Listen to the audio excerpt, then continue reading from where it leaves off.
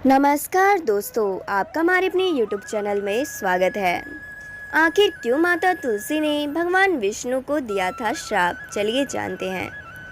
सनातन धर्म में तुलसी के पौधे को बेहद ही पवित्र और धार्मिक माना जाता है। दरअसल माता तुलसी को भगवान विष्णु के साथ ही पूजा जाता है।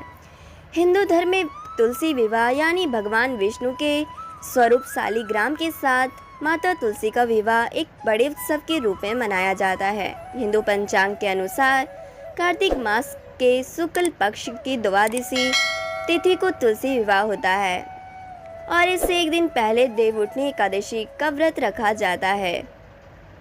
आइए जानते हैं कि तुलसी विवाह के पीछे की पौराणिक कथा क्या है।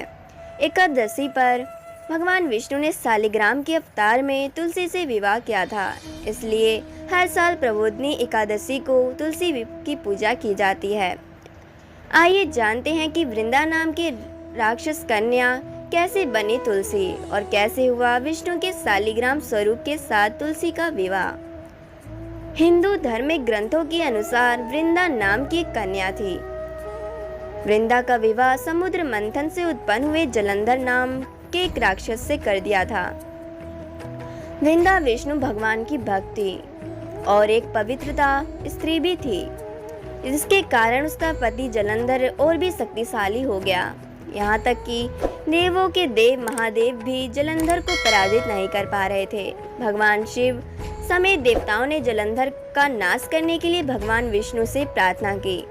भगवान विष्णु ने जलंधर का भेष धारण किया और पतिव्रता स्त्री वृंदा की पवित्रता नष्ट कर दी। जब वृंदा की पवित्रता खत्म हो गई तो जलंधर की ताकत खत्म हो गई और भगवान शिव ने जलंधर को मार दिया।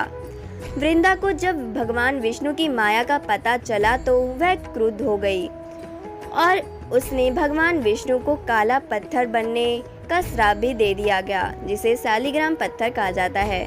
वृंदा ने भगवान विष्णु को श्राप दिया कि वो अपनी पत्नी से अलग हो जाएंगे। कहा जाता है कि इस श्राप की वजह से विष्णु भगवान राम के अवतार में सीता माता से अलग हो गए थे। भगवान को पत्थर का होते देख सभी देवी देवताओं ने हाहाकार मच गई। फिर माता लक्ष्मी ने वृंदा से प्रार्थना की, तब वृंदा ने जगत कल्याण के लिए अपना श्राप वापस ले लिया और खुद जलंधर के साथ सती हो गई।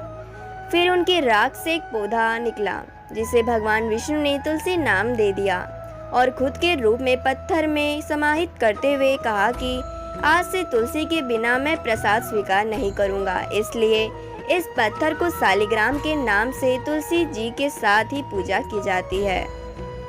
तुलसी विवाह के लिए पूजन स्थल को साफ सुथरा कर फूलों से अच्छी तरह सजाएं। तुलसी के गमले में गन्ने का मंडप जरूर बनाएं। तुलसी माता का 16 श्रृंगार कर चुनरी अर्पित जरूर करें। तुलसी विवाह करने के लिए सबसे पहले चौकी बिछा दें, उस पर तुलसी का पौधा रखकर शालिग्राम को स्थापित करें। इसके बाद उनके पास में एक कलश में पानी भरकर रख दें। तुलसी और शालिग्राम पर गंगा जल छिड़क कर घी का दिया जलाएं। इसके बाद दोनों को रोली और चंदन का टीका लगा दें। इसके बाद शालिग्राम को हाथ में लेकर तुलसी की परिक्रमा करें। इसके बाद फिर तुलसी को शालिग्राम की बाईं ओर रखकर आरती करें।